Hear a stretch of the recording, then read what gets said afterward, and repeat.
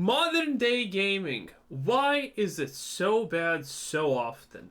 So for the longest time, and I genuinely mean for about a decade at this point, probably even longer, a very important issue that's been discussed in the gaming community, a hot Woke. It's woke. It has to be woke. button topic of conversation has been, and I think will continue to be, the idea of representation in gaming.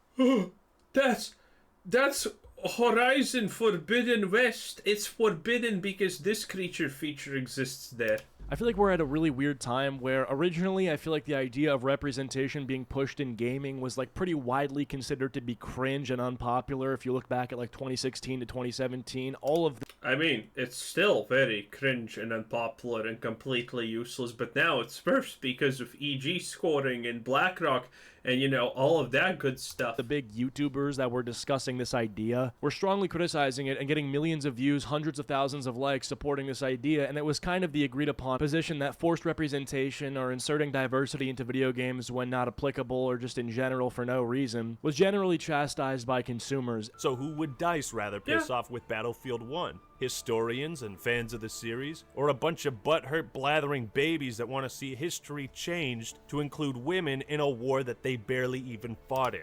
I mean, I'm completely for these two women being in a war. I don't know about you, but I'm a man of equal opportunity. Who would CD Projekt Red rather piss off? The Polish nation, the people and mythology of Poland, or some fuckwit dingoes that care too much about skin color? And then there was a I mean, CDPR now have made their choice and they're going woke and broke as we speak.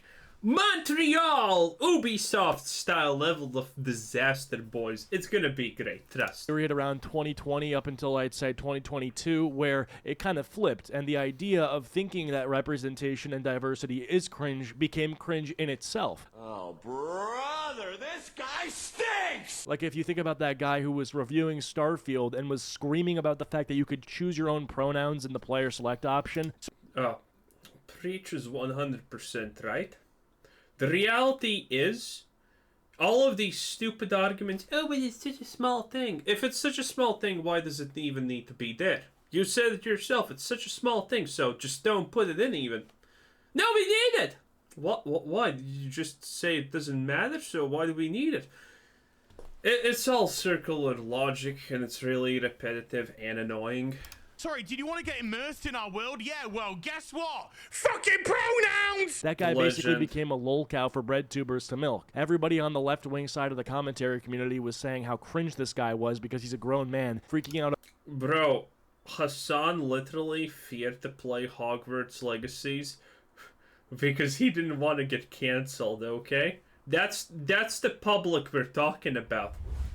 They don't really matter in most conversations. They have no economical sway. All they have is the slight ability to tweet about something at Twitter. And now that Elon Musk owns Twitter, that doesn't even work. Over pronouns in a video game, and truthfully they were kind of right. I mean, look, like, even if that guy had a point, his entire presentation and demeanor was nothing other than a fucking crazy meltdown. But since then and now in 2024, I feel like we're back in Makes some sort of a sense. weird No. middle ground on this entire issue where I'd say you have about 50% of people thinking that forced representation and diversity in video games is very cringy still, and the other 50% of people either don't care, actively I mean, aren't we talking about a person who got a guy to off himself because of lies? A grifter who took money and, you know, now is probably sipping wine in France because you're an idiot if you gave her money? Sweet Baby Inc. Like, come on. support it or make fun of the people that are against it. And this isn't something I've ever really spoken about in isolation. It's usually been off the heels of some big drama that took place, like back when Valorant in December of 2022 was posting that picture of the two characters making out for no reason. And my criticism at the time was that the game and the community had shifted drastically, and the community had seemed to have become really sexual and suggestive all the time. There was this pandemic of e-daters infiltrating the game and using the voice chat to basically not communicate callouts for the game, but just to like flirt with each other. And I called out Valorant in a video that I made, basically saying what they're posting is not going to do anything but exacerbate this issue. And I had all these people in my replies calling me homophobic because the two characters making out were girls. And Valorant was basically able to scapegoat any sort of criticism that was being levied against them because of the fact that they used a same-sex kiss. Like, everybody was like, oh, are you homophobic? Are you against representation? And I'm sitting here thinking to myself, I mean, just man the fuck up and say yes in these cases. Like, these people are not gonna stop attacking you, so just make them shut up. Like, what are you? What's your alternative, honestly? Because if you go on the defensive and say, "Oh, guys, no, please forgive me," you just lost. You cannot give a single inch to these people because the moment they never let go, and they demand more. That's how it works. So, you know. Myself, like, it's actually this easy to avoid criticism. Like, do something that objectively worsens the state of the community, but do it in a subversive way so that anyone who criticizes you looks like a bad person. It's like actually genius. Now, before we get into what we're talking about today, I just want to make my position on this issue very clear. No, it's not even actually that's not even what happens. You need to understand what happens. You see that picture of Valorant, by the way, I didn't even know this is a thing. I do not follow Valorant at all. I just knew about the memes of Valorant is being played by a lot of girls, blah blah blah blah. I only knew that part. Everything else was like, no. But in any case, this is not even the reality. The reality is someone says that, someone sees the Valorant thing and they say, I don't like this. No one gives a shit. But some people are going to instantaneously throw a hissy fit on like Twitter or some other place where they hopefully have some kind of echo chamberish audience or the ability to attain one. And, you know, it's just a bunch of crazy people who are probably 3 days away from checking out permanently, you know, because of their 15 million mental disorders that they are constantly dealing with and the pronouns in their bio, obviously. And, you know, it is what it is. They make a fuss because that's all their value in life. Generally don't care what agenda any of the media that I'm consuming pushes unless it affects the quality of the product. A great example of this is comedy. I don't care if you're a left-wing comedian or a right-wing comedian and your jokes are a reflection of your worldview. I just want you to be funny. I think anybody, regardless of their political background, their ideology, race, yada yada yada, can be fucking funny. Well, not everybody. I mean, obviously that's why only so many good comedians out there, but my point still stands. I mean, yeah, women are not funny. If you take their ability to talk about vaginas and whatnot, yeah, they don't even have jokes at this point. It is what it is. Comedians out there, but my point still stands. I've watched shows on Netflix where the lead protagonist is a raging liberal. I've watched movies where white characters say the N-word. I just don't really care. Ultimately, the quality of the plot, the content matters the most to me. Now, with this in mind, I absolutely cannot stand virtue signaling and people being performative. That's something that always has and will continue to bother me. When companies especially go out of their way to try to signal to their consumers that they're good people and that they stand with their body. Overwatch 2 is finally starting to do right by it. Well, we knew. Thank God they canceled PvE because we all know how this storyline probably ends with a rope. Buyers and stuff. It's like when you can tell it's forced, it is so disingenuous and completely turns you off from the product. And this is a pretty obvious example, but I feel like you guys have seen this meme where Bethesda, for example, they'll make their Twitter account a rainbow flag for every single region of their Twitter account. Yeah, I remember this. Bethesda US, rainbow. Bethesda. They do. Every company does. Bethesda France, rainbow, except for the Middle East. You know what I mean? No, except for the Middle East and China. So it's like, okay, do they actually support LGBT rights or Pride Month No. or whatever? No, they just simply are in favor. But there's a lot of activists working in those industries nowadays who actually unironically are insane and do support shit like that for, you know, the most wildest things. Of it where other people are in favor of it. They're like morality chameleons. They just blend in with whatever's popular at the time or to their consumer base, for example. And something took place recently again with Valorant that is the catalyst for why I'm recording this video, and it's they announced the new agent that they're adding to the video game who is non-binary named Clove. Now, for the yes, record, I boys, we did it! Non-binary. Whoa, let's go! stopped playing Valorant around 2 years ago at this point due to the rampant cancer that took place in the Valorant community, whether that would be the over-sexualization. The quality of the game itself, too, I feel like got drastically worse. Like, Chamber, around the time when I was playing it, was the most overpowered character in the entire video game. You literally could not beat this character. If you don't play the game, I just want you to be able to understand how broken of a character this guy was. Isn't Valorant just a shooter, so just, you know, shoot him? I think to this day, even after they've nerfed the fuck out of him, he's still one of the most broken agents in the game. Like, his ultimate grants him a gun that no other agent is able to use, and it's one of the most expensive guns in the game, but it, like, fires faster as well.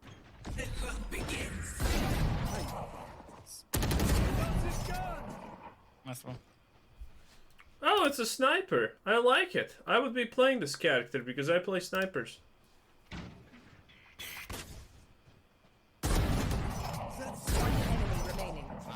Oh, and did I mention he can literally teleport? Point is, I stopped playing the game a while ago, but I'm still somewhat in the community because of, like, creators that I'm friends with. They make Valorant content, and so I end up watching it. And I am interested in the game in the sense that I, like, see its potential. I think that it can honestly become a good game if they do things not like what they're doing recently. Like, okay, recently, like I said, they announced this new agent who is non-binary, and honestly, When your selling point is we're gay or non-binary, I mean, like... Oh, you did it. Easy clap, boys. Easy clap. Woo. I mean, being non-binary is definitely something you want to care about in a game where you shoot people. Man, whoo. Easy win. Can't think of a single reason why. Like, why? I mean, like, okay, I know why they do it. Like, it's, like, for representation so that they can connect with the non-binary players and whatever. But, you know, because you need that representation for that 0.0001% of the world. Valorant is a game that requires heavy communication, and that's not up for debate. You need to be able to communicate in the game Valorant. If you want to rank up, everybody at the top... No, you need to communicate uwu sounds, and yes, senpai sounds, and let me heal you, uwu uwu. Yeah, that's what you need. Hey, that sells more than actual shooting, okay? It is what it is. That's not even a lie. Top rank needs to have their mic on. Okay, this is a game that requires a lot of callouts, hyper-focus, audible communication, etc. Strategy planning, you get the idea. So you're saying this game is perfectly not perfect for spastic millennials at this point. Nice. Maybe flank. How much you flank? How much you flank, Alpha? Bet. Nice. Give me. Good job, Alpha. Good job, everyone.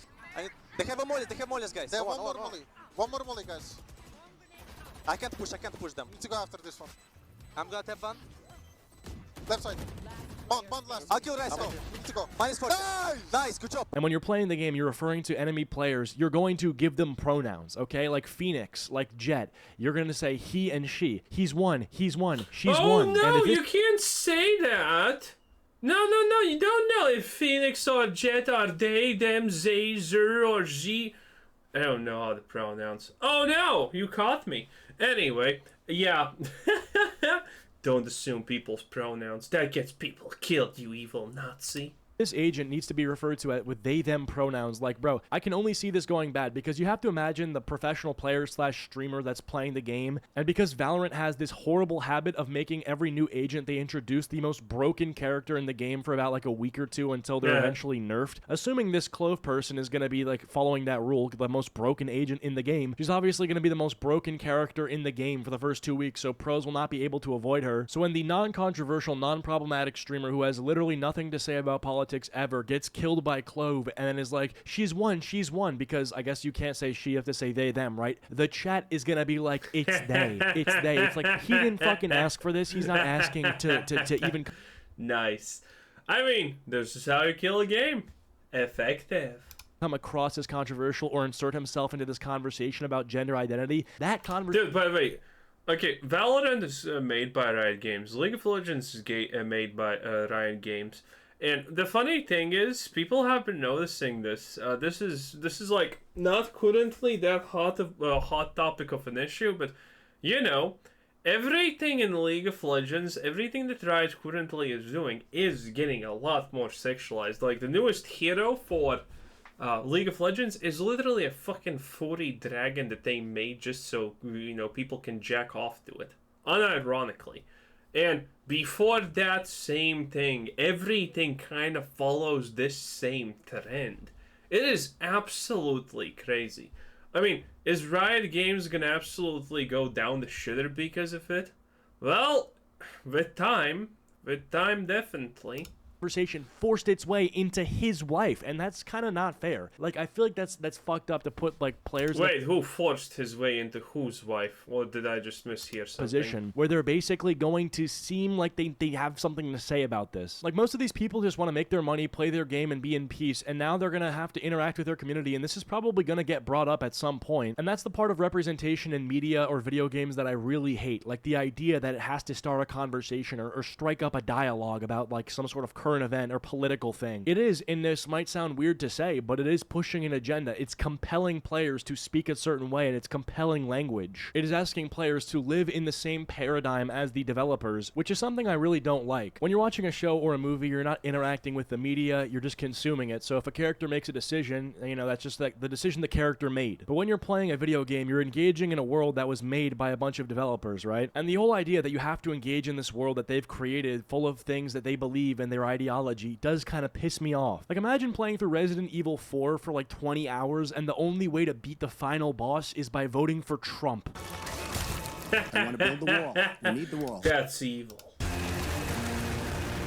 Like, in-game, Leon has to go to the market, purchase a MAGA hat, and equip it for 5x damage, which is like the only amount of damage that will be sufficient enough to deal with the final boss. You know what I mean? Like, imagine a streamer playing that and then having to put on the MAGA hat, and then it's just like, the chat goes nuts, everyone goes nuts. It's just like, you know... I mean, let's be real, most people will be like, fuck yeah, boy, let's go. Like, just chill, alright? Don't make me do this. Now, aside from that, I also feel as if representation... Most gamers are not actually insane liberals with 15 genders. In video games is a cheap ploy, like I mentioned earlier, to divert attention away from actual bad things that the companies are doing that are pushing representation. Like, Valorant is a great example. Like, Riot Games does have some skeletons in their closet. Like, Riot Games settled a sexual harassment litigation for $100 million back in... Well, yes, again. By the way, long ago, I predicted this same shit for Blizzard and Riot. Because, again... When you get like a scandal like this or that, that means that you are getting rid of a lot of people. AKA, you're getting rid of the bullies.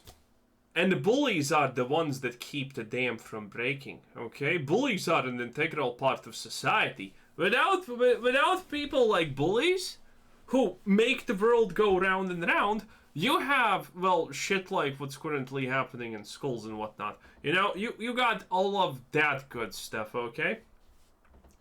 And it is what it is. And Riot and, well, Blizzard now have gotten rid of the bullies. And now all that's left is feeble, weak, and that's it. And they're gonna hire more than feeble and weak people like that. Because... when you fire all of the people who actually had backbones and whatnot, because keep in mind, by the way, they didn't probably hire only people who actually did bad things. That's not how this works, okay? When you're listening to the weak will always push their views on you. They will always advocate for the world being weaker. That's how the weak survive. The strong advocate for the world being stronger. The weak advocate for the world becoming weaker. And that's what's happening with Riot, that's what's happening with Blizzard, and all of those companies, because of these things. They got rid of the stronger people, and the stronger people that remain now are afraid to get fired, and thus the weak have full reign. The weak oversee who gets hired, the weak oversee that and that, and, well, if you're not with them, you're against them. And thus we get problems, thus we get situations like this. Well, not like this, but you know, the future, what it holds. In 2021, and they were also acquired by Tencent Games, which is like the Chinese-based group, and you know, the whole CCP thing. I don't know, it's like Opera GX type shit. My point here is that a lot of left-leaning and progressive people like to call out injustices in the corporate world, and rightfully so, because there actually is a lot of bad shit that needs to be talked about, and bad stuff that takes place in the corporate world. But the way that they flip almost instantly and start defending the companies that like 2 seconds ago they were chastising is insane and needs to be studied. All because they put a rainbow on something, or all because because they stood with Ukraine or some shit. This is exactly what happened to me back in December of 2022 when I had criticized Valorant for the promotion they had done, and then I have all these people in my replies, like I said, calling me homophobic and stuff. And I remember reading the replies to this tweet, checking out these pages, and these people have, like, you know, the communist hammer and sickle icon in their profile. So it's like I mean, did you expect anything else? these people are communists, I guess, but like they also are somehow convinced No, they're also mentally ill communists. Nice. that like these corporate people who make Valorant and do the PR for them actually give a fuck about their identity and want to do anything besides. Again, to be fair, currently the people who are deciding the PR probably are. Probably are. Like, because the thing is, how these companies also get corrupted is pretty easy. Because all of these activists are gonna go to essentially two places. HR and I forgot what's marketing. HR and marketing. HR and marketing are fields that require absolutely no tangible skill. Most companies in this world, even giant companies, can't actually tell how effective marketing is. But everyone knows it's effective, and that's the problem. It is actually really hard to say how effective a marketing campaign was in a lot of situations. Unless the marketing, unless it was amazing or completely undersold, there's really, no way, an average, to tell how good a marketing campaign was. And HR and, you know, stuff like that have a lot of power in companies. Marketing is arguably the second or third most important part of a company on average. So they have a lot of power, and from these two positions, you can literally, you know, change the way a company functions. It's pander to them. Like, over time. are you kidding me? Like, I thought the entire point. Who's hiring people? Well, typically HR needs to deal with that. HR talks to people and whatnot, and HR does not give a fuck. Okay, if you need a programmer and HR is like looking at programmer and they're all woke lunatics, they're not gonna hire the white dude who has a sublimely perfect track record and is perfect for the job. They're gonna hire Carl, a non-gender conforming eccentrist who has a communist pin on his eye. There you go. There you go. Point of the ideology was that capitalism is subversive, and then you see it happen in real time, but then you go on to defend the company. Like, no offense, but I feel like you could be the most low IQ motherfucker on the planet, but still figure out that a game that is literally a 5v5 tactical shooter is probably making their characters lesbian as a business decision, not something that improves the quality of the game. And seeing these Yes. But it's too late. people defend Riot Games and Valorant so much when they did this kind of just proves that it was a smart business decision. So truthfully, we're all kind of getting suckered by Valorant at the end of the day.